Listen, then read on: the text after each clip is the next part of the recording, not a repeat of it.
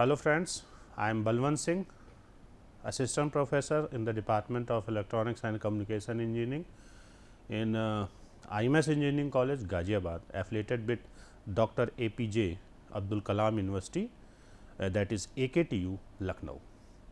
And today we will discuss about the standards signal.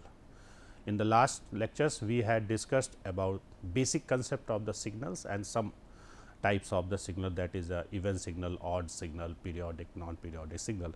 In this lecture, we will discuss about the standard signal. First of all, we will see about the continuous time complex exponential sinusoidal signal. आगे से continuous time के लिए we will use CT. It's mean आगे के लिए हमारा continuous time के लिए हम ये यूज़ करेंगे to save the space and time also. यहाँ पे आपका continuous time complex exponential signal is mathematically represented by xt equals to c e की power alpha t, where c and alpha are general complex number. अब c and alpha की values different values पे हम इसको categorise करेंगे, जिसमें आपका first is known as real exponential signal. For the real exponential signal, you can put the value of c and a as a real. Okay. In this figure, in the first figure, you can see that if the a is positive, the signal is rising as the time is increasing. So, it is known as rising exponential or growing exponential. This is known as rising exponential.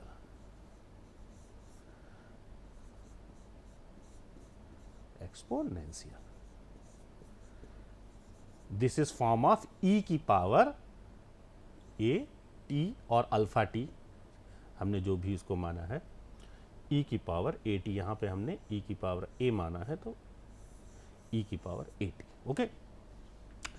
So, it's mean if the value of a in this equation x t is equals to e की power 80 और alpha t हमने यहाँ पे 80 माना है, तो अगर a की वैल्यू 0 होगा तो rising exponential, and if a is less than 0 means negative value के लिए अब देखिए क्या हो जाएगा हमारा x t equals to e की power minus 80.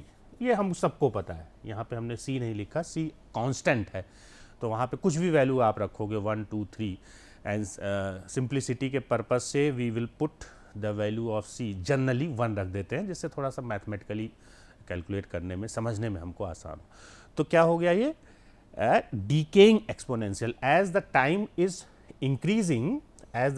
Is increasing you can see that the magnitude of the signal is decreasing.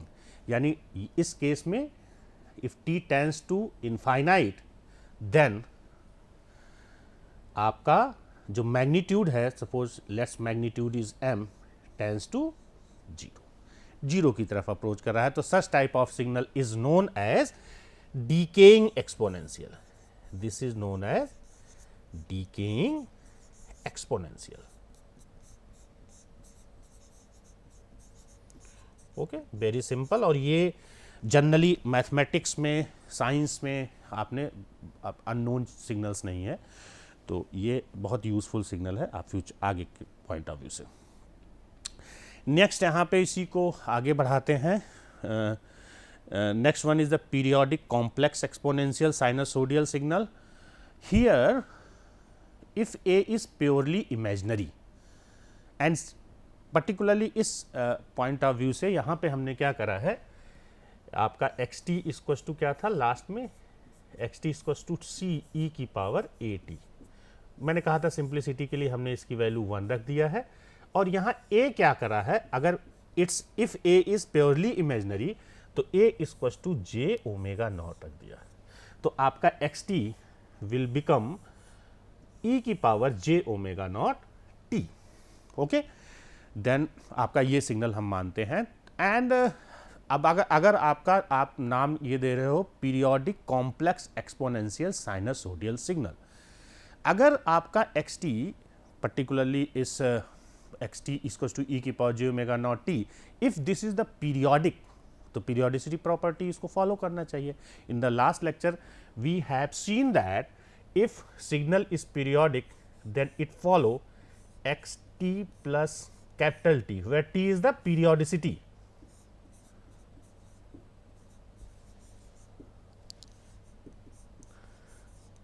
Follow x t plus T is equals to x t. हमारा ये होना चाहिए x t plus capital T is equals to x t, ऐसा हमारा होना चाहिए. चलो implement करते हैं हम यहाँ पे xt, this is the xt and this is the xt plus capital T. यहाँ पे देखो t की जगह हमने क्या कर दिया xt प्लस, और according to the property e की पावर x डॉट y, हमको पता है ये होता है e की पावर x इंटू e की पावर y. तो हमारा क्या हो जाएगा, अगर हम इसको एक्सप्लोर करते तो ये हो जाएगा e की power j omega not small t into e की power j omega not capital T. ठीक है, जो आपका साइड में रिप्रेजेंट किया गया. अब x t equals to x t plus t कब होगा, जब आपका ये टर्म कब क्या हो जाए 1 हो जाए, ये टर्म आपका क्या हो जाए 1 हो जाए.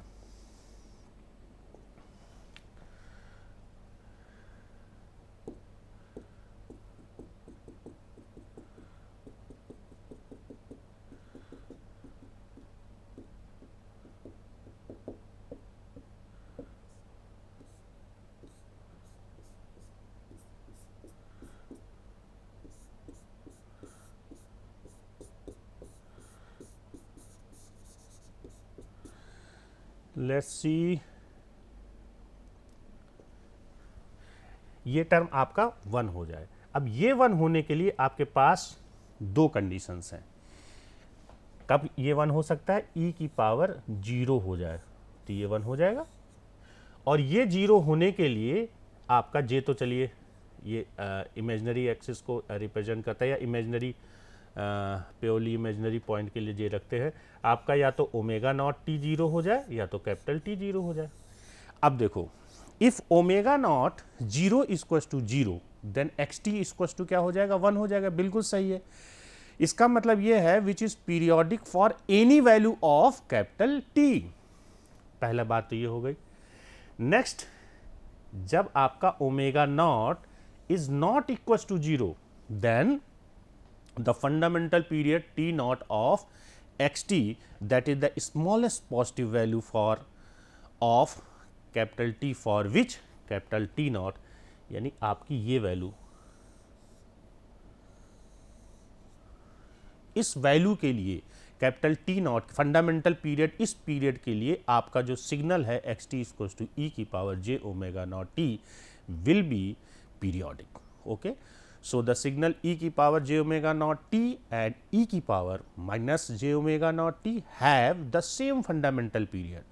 अब देखो यहाँ पे ये स्टेटमेंट कहा गया है, ये और e की power minus j omega naught t have same fundamental period because in this condition there is a mod omega naught. ठीक है, तो आपका एक्सपोनेंशियल, राइजिंग एक्सपोनेंशियल यानी e की power j omega naught t and e की power minus j omega naught t both have the same fundamental period. Next, sinusoidal signal. Sinusoidal signal के बारे में हम यहाँ देख लेते हैं. A signal closely related to the periodic complex exponential signal is the sinusoidal signal, and mathematically we can see that if x t equals to, यहाँ sign भी हम लिख सकते थे, कॉस हमने लिया, a cos omega naught t plus five, ये आपका फेज शिफ्ट रिप्रेजेंट करता है. This is the standard representation of cos signal. A representing the magnitude, ये आपका मैग्नीट्यूड होता है. दिस रिप्रेजेंटिंग एंगल, और ये आपका क्या होता है फेज शिफ्ट या फेज के लिए, है ना. तो अब इसको देखो, हम अगर एक्सपोनेंशियल फॉर्म में इसको लिखें तो हम यहाँ पे ये वाला जो सिग्नल हो जाएगा, इसको हम लिख सकते हैं a ई की पावर, अभी हम अपने एनालिसिस पॉइंट ऑफ व्यू से हमने इसको जीरो कंसीडर किया है ना, हम आगे कर सकते हैं, हालांकि देखो फेज यहाँ पे हम दिखा सकते हैं, लेकिन सिंप्लिसिटी के लिए इसको आप जीरो भी कंसीडर कर सकते हो आगे के लिए, ठीक। बहरहाल यहाँ पे हमने दोनों लिया है, ये ई की power j phi into e की power j omega naught t, आपको पता है ई की power j theta plus e की power minus j theta divided by 2 is known as cos theta, ठीक है। तो ये कंसेप्ट हमने लगा लिया है। And after the applying mathematics, अगर हम इसका ग्राफिकल रिप्रेजेंटेशन देखें तो यहाँ पे जनरली हम इसको एनालिसिस कई बुक्स में आप देखेंगे इसको जीरो माना गया है, पर यहाँ पे हमने कंसीडर किया है, यहाँ पे देखो थोड़ा फेज शिफ्ट भी दिखाया गया। जनरली हम कहाँ से शुरुआत करते हैं इसकी वैल्यू, यहाँ से, है ना, लेकिन यहाँ पे थोड़ा सा फेज शिफ्ट दिखाया दिया गया, ये फेज शिफ्ट है, ये सिग्नल थोड़ा फेज शिफ्ट, चलो कोई बात नहीं। तो यहाँ पे देखो इसका मैग्नीट्यूड ए है, आप ध्यान से देखेंगे तो आपका एक पीरियड यहाँ से लेके यहाँ तक के बीच में कंप्लीट हो रहा है, that is known as t naught equals to 2 pi by omega, okay, this is the zero and this is the t axis, this is the your basic sinusoidal signal. And sinusoidal and complex exponential signal are also used to describe the characteristic of many physical process, in particular physical system in which energy is conserved, okay। इसीलिए हम generally आप देखते होंगे sine wave को sine wave ऐसे mathematics ऐसे mathematical example solve करते हैं, बिकॉज यहाँ पे आपका बहुत इंपॉर्टेंट रखता है, आगे जब एप्लीकेशन बेस्ड पे हम बातें करेंगे तो।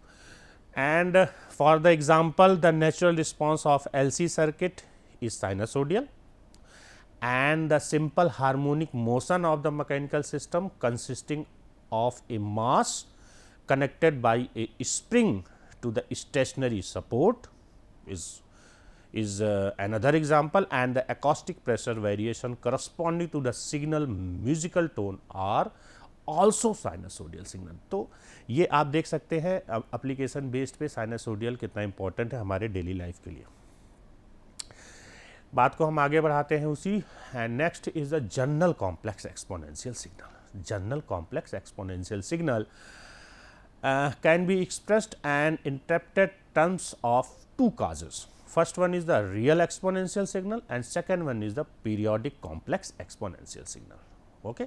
तो यहाँ पे दो टाइप का हम real exponential and periodic complex exponential signal. To better understand, consider a complex exponential signal that is c e की power a t, where c expressed in polar and a is rectangular form. तो polar form और rectangular form में हमको represent करना सी को, तो standard अगर हम पोलर फॉर्म में है तो सी में be represent mod c e की power j theta, and r अगर आपका रेक्टेंगुलर फॉर्म है तो आपका a equals to r plus j omega naught, ये आपका रेक्टेंगुलर फॉर्म है। अभी मैथमेटिकल एनालिसिस के लिए हमने सी और ए को सी को पोलर और ए को रेक्टेंगुलर फॉर्म में रखा है।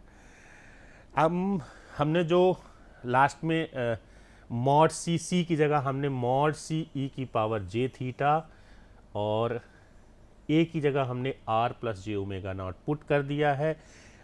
सिंपल मैथमेटिक्स से हमने ऑब्जर्व किया और इसका मैथमेटिक्स निकाला, then you can see that this will become this one, means this is equals to mod c e की पावर r t into e की power j omega naught t plus theta, and if we explore this one in the cos and sin term, क्योंकि हमको पता है कि हमारा e की पावर j थीटा का फार्मूला हमको पता है cos theta plus j sine theta होता है, वही का फार्मूला हमने इसमें यूज़ किया है। सो हम इसका जो फाइनल एक्सप्रेशन आ जाएगा वो मॉड सी ई की power r t cos omega naught t plus theta plus j mod c e की power r t sine omega naught t plus theta. अब यहाँ पे हम क्या करेंगे, आर की अलग अलग वैल्यूज़ रखेंगे और देखेंगे किस टाइप का सिग्नल आपका जनरेट होता है। And for first case, if अगर हम इसी एक्सप्रेशन में आर इक्वल्स टू जीरो रख दें, आर इक्वल्स टू अगर हम जीरो रखते हैं, then real and imaginary part of the complex exponential are sinusoidal. कैसे? अगर हमने r इक्वल टू 0 रख दिया तो हमारा एक्सप्रेशन क्या बनेगा, मॉड c e की, ये 0 का मतलब 1 हो जाएगा, and this will become cos omega naught t plus theta plus j mod c sine omega naught t plus theta. Okay, ऐसा होगा तो this will become an imaginary part of the complex exponential signals are sinusoidal for r equal to 0। Second case हम अगर यहाँ पे देखें, यहाँ पे थोड़ा सा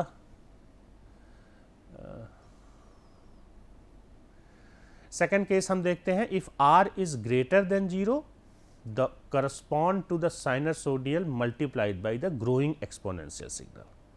ठीक है, ग्रोइंग एक्सपोनेंशियल सिग्नल, यानी कि अगर r इज ग्रेटर देन 0 है, r इज ग्रेटर देन 0 है, तो इसका मतलब e की पावर rt में अगर आपका r इज ग्रेटर देन 0 है, इसका मतलब ये क्या होगा, दिस विल रिप्रेजेंट, जैसे हमने पहले वाले में पढ़ा था, राइजिंग एक्सपोनेंशियल,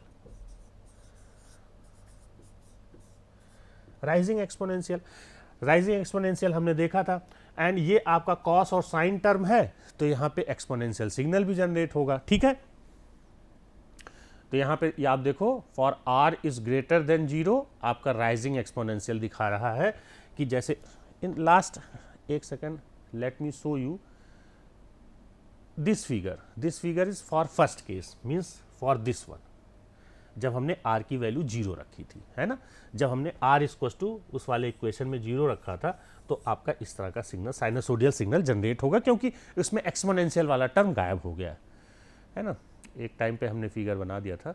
नेक्स्ट यहाँ पे दूसरा, rising exponential correspond to sinusoidal signal multiplied by growing और राइजिंग एक्सपोनेंशियल। ये देखो, एक तो this wave form is representing sinusoidal nature, okay, this is representing sinusoidal nature, and you can also observe in this figure that as the time is increases, magnitude is also increases. So this signal have two nature, first one is the sinusoidal and second is the rising exponential.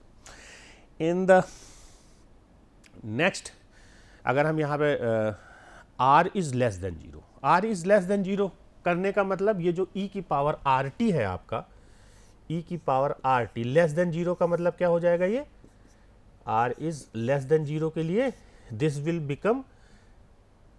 Will become decaying exponential. ठीक है, तो ये जो आपका term है, ये decaying exponential के nature को रिप्रेजेंट करेगा, ये साइनसोडियल के नेचर को रिप्रेजेंट करेगा। यानी अब जो आपका नया वेव फॉर्म जो बनेगा, उसके पास दो प्रॉपर्टी होगी, पहला डीकेइंग प्रॉपर्टी और दूसरा क्या होना चाहिए, उसके पास साइनसोडियल वेव होना चाहिए, जिसको कि हमने क्या करा है, डीकेइंग एक्सपोनेंशियल यहाँ पे आपके नेक्स्ट फिगर में दिखाया है। देखिए, जैसे जैसे एक तो ये आपका जो वेव फॉर्म है साइनसोडियल नेचर को रिप्रेजेंट कर रहा है, you can very easily understand this is the nature of sinusoidal signal, and you can also observe that the magnitude is decaying as the time is increasing, magnitude is decaying as the time is increasing, means decaying exponential nature को भी represent कर रहा है। तो so this is the continuous time, this signal is of course continuous time, and continuous time signal multiplied by decaying exponential are commonly referred as damped signal, damped signal. Okay, damping कई technically हम इसको क्या करेंगे, follow करेंगे। Similarly अब यहाँ पे अभी तक हमने कॉन्टिन्यूस टाइम सिग्नल के बारे में बात किया था। नेक्स्ट हम सिमिलरली हम समझ सकते हैं कि आपका कॉम्प्लेक्स एक्सपोनेंशियल सिग्नल भी ऐसे ही होगा। यहाँ पे हमने क्या करा है, एक्स एन इक्वल्स टू सी की पावर अल्फ़ा एन, एन आपका इंस्टेंट होते हैं, यहाँ पे एक्स एन इक्वल्स टू सी की पावर सी इंटू ई की पावर बीटा एन, हमने अल्फ़ा यानी ई की पावर बीटा को हमने अल्फ़ा रिप्रेजेंट किया।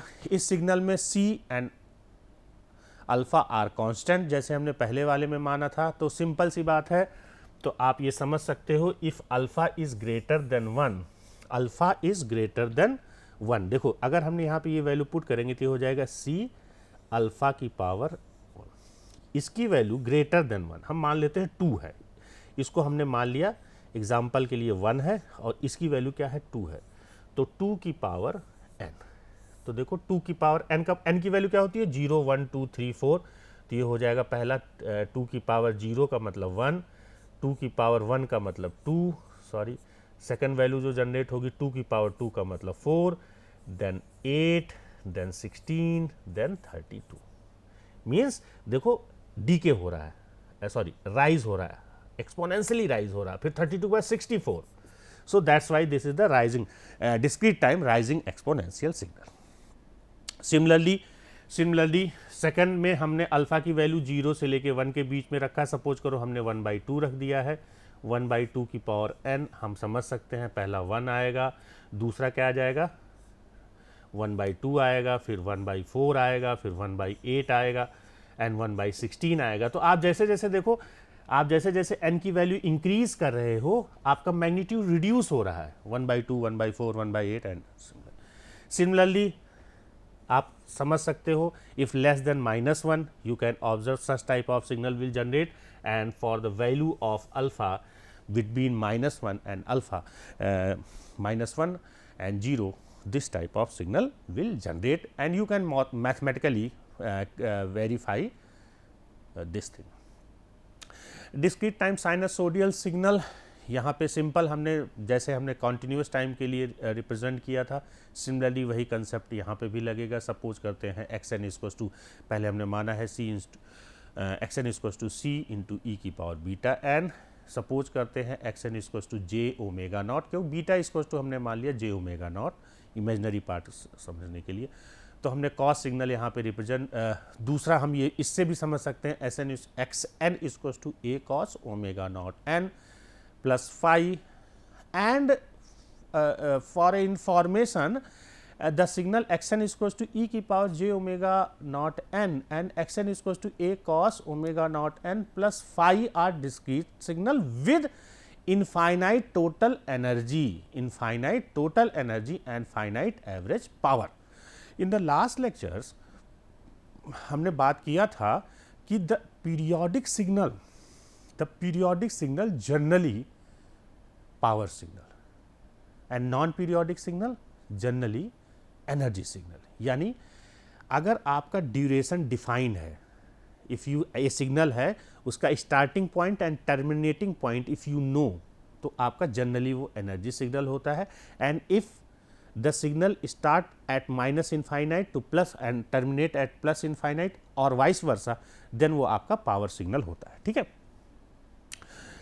Put the some values you can see such type of sinusoidal will generate, this you can observe. And next let's see similarly as a continuous time signal, यहाँ पे हम देखते हैं general complex exponential signal देखते हैं। जैसे हमने उसमें r की वैल्यू रखी थी, यहाँ पे हमने मॉड अल्फ़ा की वैल्यू 1 रखी, लेस देन 1 रखेंगे, ग्रेटर देन 1 रखेंगे, and we can see that such type of signal will be generated. That the first one is discrete time rising exponential sinusoidal signal and second figure is decaying exponential sinusoidal signal. Of course, this is the discrete time signal. Very important and very useful for us to study or analyze any system is the unit impulse function and unit step sequence. सबको पता है discrete time unit step impulse function un is equals to 0 for n is less than 0 and un is equals to 1 for n is greater than or equals to 0, simple. And delta n is equals to 0 if n is equals to not 0 and 1 when n is equals to 0, यानी सिर्फ ये 0 पे define होता है। तो इससे हम निकाल सकते हैं। अब देखो इसी को हम अगर ड्रॉ करें, ये आपका हो गया डेल्टा n माइनस 1, फिर ये हो गया delta n minus 2 and so on delta n minus 3। अब delta n plus delta n minus 1 plus delta n minus 2 सबको ऐड कर दें तो आपका ये सिग्नल बनेगा। सिंपल सा विजुअलाइजेशन है। तो you can relate impulse function and step function. Similarly इसको देखो, अगर हम इसी सिग्नल को शिफ्ट कर दें स्टेप सिग्नल को 1 यूनिट, ये 0 है 1 है ऐसे सिग्नल बना लें, यानी UN-1, और इस सिग्नल में से इस सिग्नल को सब्ट्रैक्ट कर दें तो क्या बचेगा, सिर्फ ये वाला सिग्नल बचेगा, बाकी सब सब्ट्रैक्ट हो जाएगा. So you can also relate delta n and UN by this expression. And continuous time signal में थोड़ा प्रिसाइजली हमको समझना होगा. UT step function, step function you can UT is defined as 0 when t is less than 0 and 1 when t is greater than 0. Of course यहाँ पे हमको समझना होगा unit step function is discontinuous at t equals to 0. यहाँ पे हम ये relation भी समझ सकते हैं, ut equals to integration from minus infinite to delta tau d tau delta t equals to dut upon dt. To understand very well, basically क्या होता है, इम्पल्स फंक्शन जो आपका होता है वो हम डिफाइन करते हैं, बहुत से जगह आपने देखा होगा, delta t equals to 1 when t equals to 0 and 0 when t equals to not 0. ऐसा नहीं है. Delta t at t equals to 0 पे एरिया आपका 1 होता है. उस जगह पे जो सिग्नल होता है उसका एरिया आपका 1 होता है. तो उसको समझने के लिए यहाँ पे हमने क्या लिया है, अब ये एनर्जी एक लेवल से दूसरे लेवल जाने में सपोज करते हैं कुछ टाइम लेता है, जिसको हमने 0 से डेल्टा रिप्रेजेंट किया है. ठीक है, तो इसी सिग्नल को यहाँ जो the unit step function of course changes value instantaneously and so can be thought of an idealization of u delta t for delta so short that its duration doesn't matter for any particular purpose. So you can understand ut is the limit of u delta t as delta is tends to 0. So delta you can write by this equation, and as delta tends to 0, जो आपका impulse notation है becomes to narrower and higher, maintaining the area by this equation. Means if you are reducing the width और आपको area maintain करना है 1, इसको आप reduce कर रहे हो, तो जाहिर सी बात है मेंटेन अगर आपको एरिया 1 करना है तो इसकी लेंथ आपकी क्या होगी, इंक्रीज होगी. That's why more generally a scaled impulse k delta t will have an area k, and so integration minus infinite to t k delta tau d tau equals to k ut generally जो हम define करते हैं. पर हमको conceptually ये समझना है, this one representing the area of the signal at instant 0. So this is the example. इसको हम क्या कर सकते हैं, दिस इज द xt है आपका, this one is the xt and this is the d by dt xt. तो ये प्रैक्टिस के लिए हम यहाँ पे आपको छोड़ देते हैं. इस सिग्नल को स्टेप फंक्शन में आप ब्रेक करना, स्टेप फंक्शन में ब्रेक कर लेना. मीन्स अगर मैं पर्टिकुलर इसकी बात करता हूँ, सिर्फ इसकी बात करता हूँ, तो एक मैं हिंट दे रहा हूँ आपको, ये हो जाएगा आपका 2ut minus 1 minus ut minus 2. Similarly आपको पूरा करना, तो ये सिग्नल निकल आएगा. सिमिलरली आप इसके लिए कर लेना, फिर इसके लिए, फिर ut को जो हमने इम्पल्स फंक्शन और स्टेप फंक्शन में उसको डिफरेंशिएट करोगे तो सारी सी बात है, स्टेप फंक्शन का इंटीग्रेशन डिफरेंशिएशन आपका इम्पल्स फंक्शन आता है. तो this is for your practice. Okay, thank you very much.